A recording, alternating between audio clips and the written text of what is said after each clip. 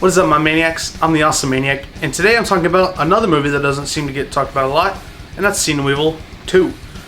Released straight to VOD on October 17th, 2014, it stars Glenn Kane Jacobs back as Jacob Goodnight, and Danielle Harris as Amy.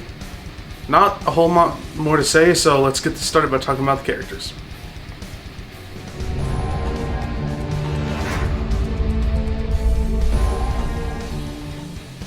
I will say that I like the characters in this one better than the first. Of course, there's still a few nothing characters like Carter and Kayla, and then there's Holden, whose only trait is being handicapped and looking like a discount Ethan Hawke.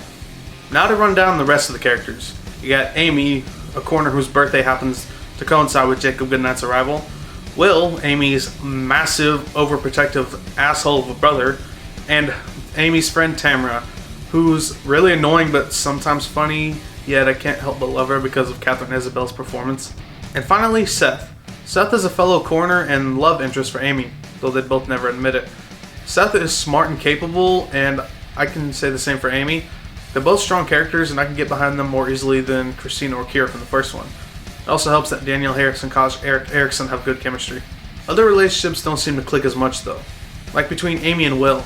Like, I get that he's trying to be a protective brother, but there's a deeper insecurity in there somewhere. But I still feel bad for Amy when he dies, and that's due to the strength of Danielle Harris's performance. You can always rely on her to deliver a good one. For characters, I'm going to give this a hangout rating based on Amy and Seth. First, I'm going to start this off with a slight recap of the movie. Won't take long, trust me. The movie opens with some credits that gave me some Resident Evil vibes. We're then introduced to Amy, Seth, and Holden, who work in a massive morgue. Either that, or it's connected to a hospital, but in that case, where is everybody?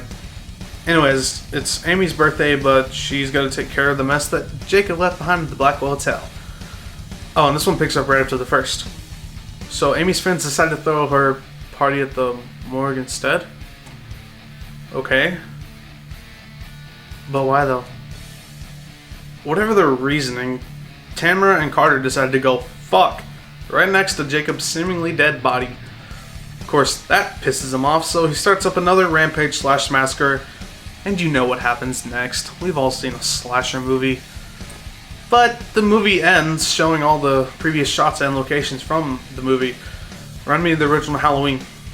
There are a few narrative decisions that stuck out to me, like how Tamara knows so much about Jacob and Mama Margaret, or how they keep showing footage from the first movie like we fucking forgot it existed.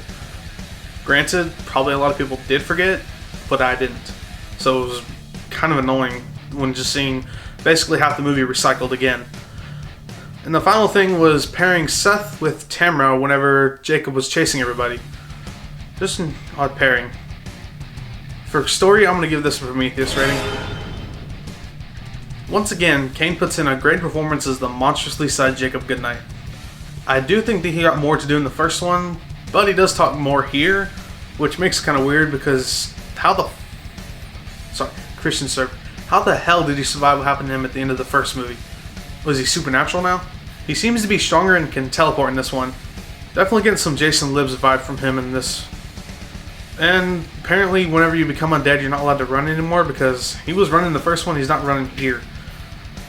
I can't tell if he's actually stronger or not because he was bursting through walls and shit in the first one. So. And finally, I want to talk about his look in this one. He's got a new mask, which I don't think he needed because his face is scary enough, but I'm not opposed to it. And the left bandage covering where his left eye used to be. Left bandage? Whatever. And I thought the effects were actually really good with his eye. I could actually almost see dog piss leaking out of it at some points. But I think he was better in the first one, but he's not significantly worse here, so I'll knock him down a notch and give him a badass rating. The kills aren't as good in this one, but maybe that's because the first one just had such great memorable ones.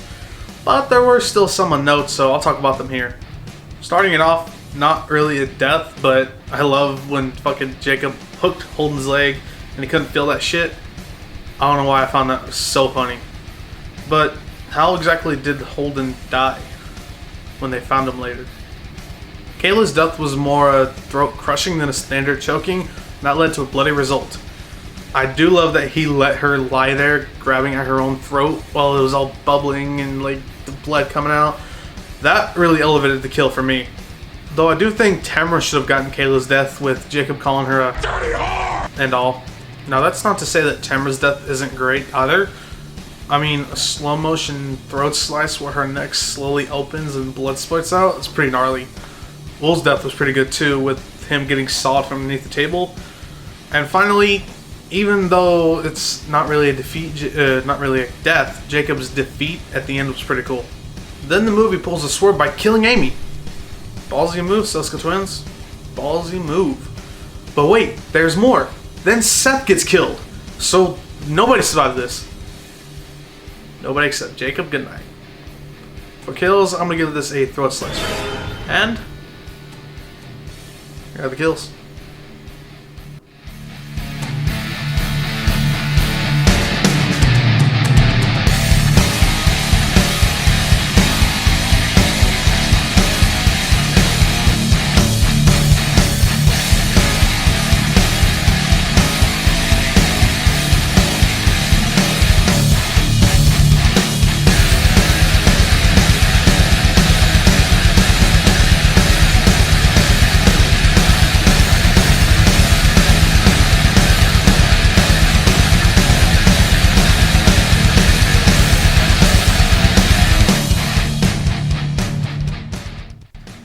Going into this, I'd only watched it once before and I didn't remember if I liked it or not.